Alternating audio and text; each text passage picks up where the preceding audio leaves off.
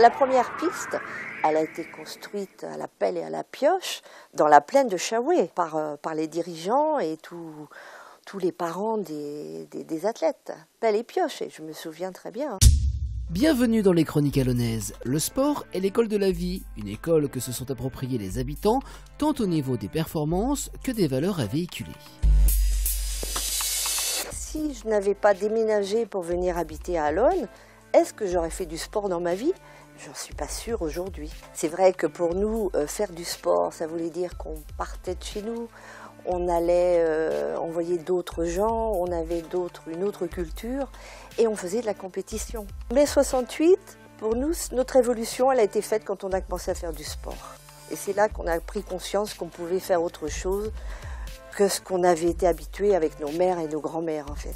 La découverte de l'ABF pour moi c'était en 1980 et la création du club à Allonnes ça s'est fait en 1986 avec trois copains où on était dans ce club militaire qui était ouvert aux civils au camp d'Auvour. On a monté des statuts, on a été voir le maire d'Allonnes qui à l'époque était M. Yvon Luby et il nous a tout de suite dit ok, puis on a eu un gymnase, des créneaux horaires.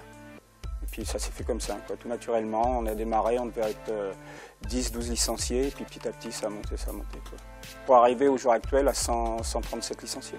Depuis une quinzaine d'années, on organise un gala national, voire aussi international, puisqu'on a fait venir des Cubains, on a fait venir des Belges, là on fait venir des Italiens.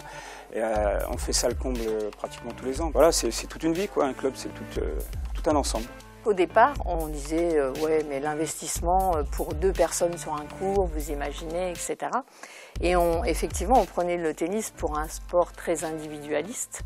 Et heureusement, ça a évolué parce que on sait maintenant aussi que le tennis, c'est également un sport collectif. C'est vrai que la vague Noah a donné une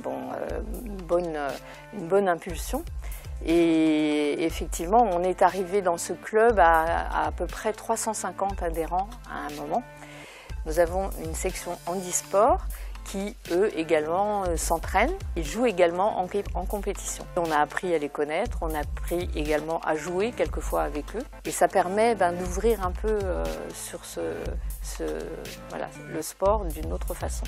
Pas trop d'élitisme, voilà. Respecter l'enfant qui vient et qui quelquefois vient que pour du loisir, ne pas le pousser à faire forcément de la compétition. Il y a des enfants qui viennent y faire leur petite heure de cours, qui jouent quelquefois comme ça avec les copains. Ils ont leur place ici dans le sport.